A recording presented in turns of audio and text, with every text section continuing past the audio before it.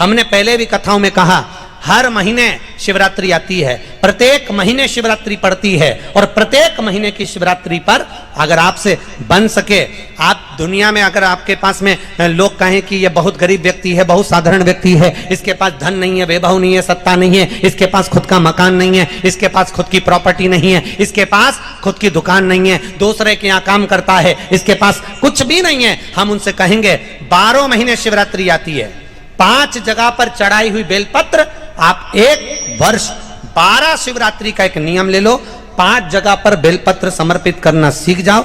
एक बेलपत्र, ये शिवलिंग, ये जलाधारी, बहुत ध्यान से देखना, ये चरण जहां से जल नीचे गिरता है, गणेश जी का स्थान, कार्तिकेय जी का स्थान, ये हस्तकमल, माता पार्वती जी का हाथ हस्तकमल, शिवलिंग, भगवान शंकर का स्थान। ऊपर से जो एक एक बूंद जल शिवलिंग के ऊपर गिर रहा है, शंकर भगवान की 5 बेटियां, जया, विषहरा, शामरीबारी, दौतली, देव।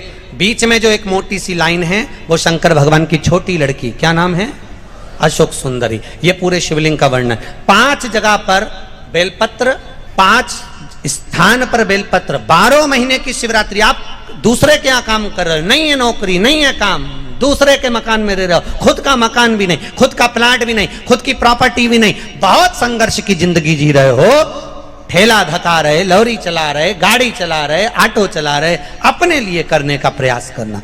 घर में जितने सदस्य हैं, 12 महीने शिवरात्रि आती है, एक बेलपत्र अशोक सुंदरी वाली जगह पर, डंडी का मुंह नीचे की ओर। दूसरी बेलपत्र माता पार्वती जी के हस्त कमल पर, ये 2 पत्ती जो होती है, इस पत्ती के 2 भाग शिवलिंग के बीच में हो। तीसरी बेलपत्र भगवान शंकर के शिवलिंग पर, डंडी का भाग आपके विपरीत दिशा में हो, विपरीत दिशा में। चौथी बेलपत्र भगवान शंकर का जहां से जल बहकर जाता है, जमीन पर जो जल बहता है, जमीन पे से जो जल बहकर जाता है, चौथी बेलपत्र उस जमीन के जल पर जहां से वो पानी बहकर जा रहा है, पूरे शिवलिंग को छोड़कर जहां से पानी जमीन पर बहकर जा रहा है उस स्थान पर। और 5वीं बेलपत्र नंदी का जो पांव ऊपर उठा हुआ है, उस पांव के पास में 5वीं बेलपत्र समर्पित करना।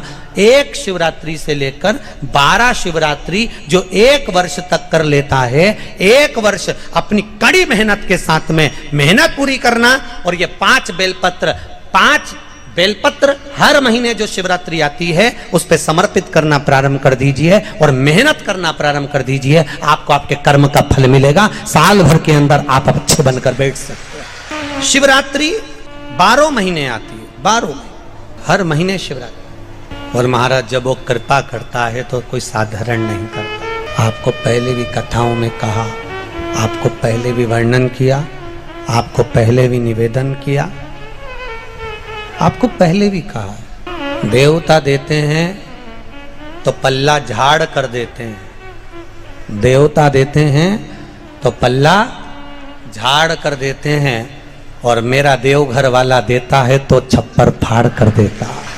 मेरा देव अधिदेव महादेव देता है तो छप्पर फाड़ कर देता है। कोई साधारणता में मेरा बाबा कभी नहीं देता, साधारणता में मेरा बाबा देता ही नहीं।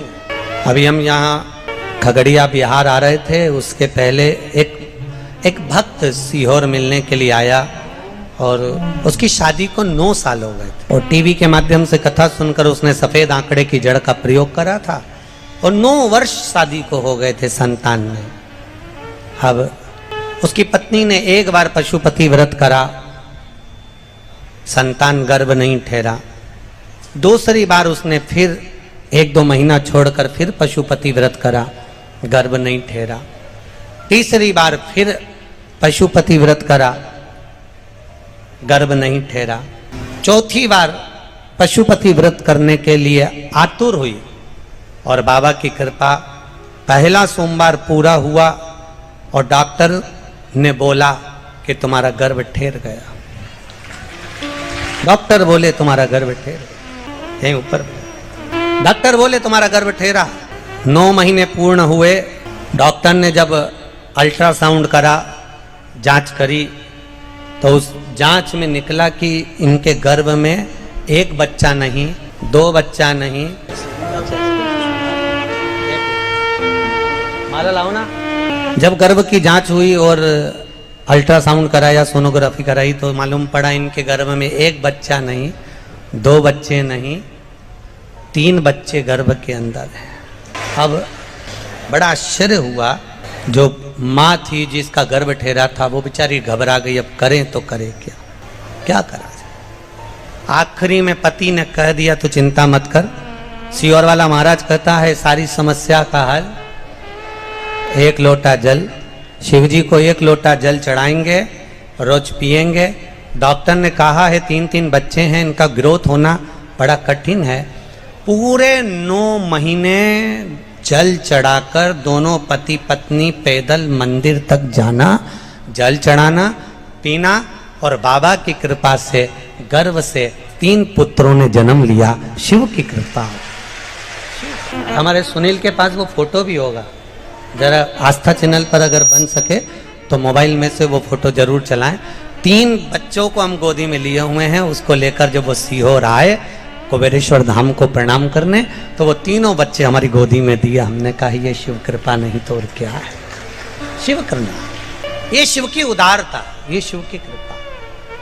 खाली न जाता कोई दर से तुम्हारे, खाली न जाता कोई दर से तुम्हारे, मैं भी खड़ा हूँ नन्ही बाहें पसार, अपने हृदय से लगा लो, लगा लो, गिरा जा रहा हूँ उठा लो।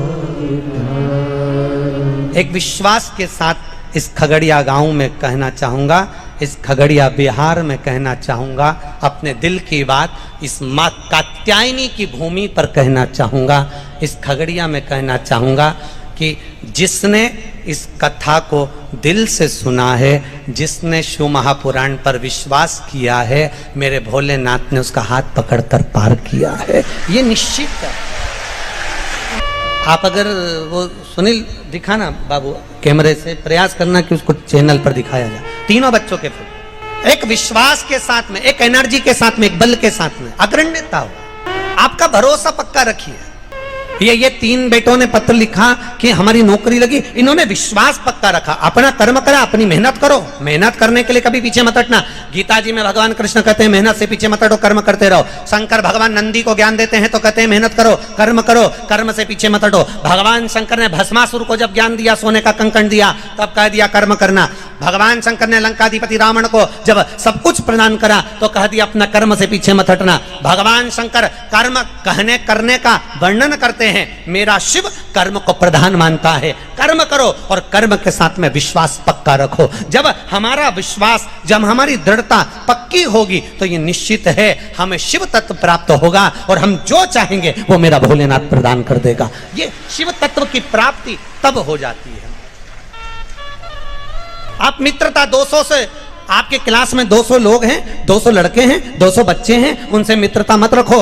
2-1 से मित्रता पूरी होगी। 40 बच्चे हैं, 1-2 से मित्रता पूरी होगी। उसी तरह संसार में ना जाने कितनों से मिलना होगा, पर एक मिलन मेरे महादेव से ऐसा मित्रता का रखना कि बाबा के ऊपर सब छोड़ देना कि अब तेरे ऊपर छोड़कर चल रही हूं।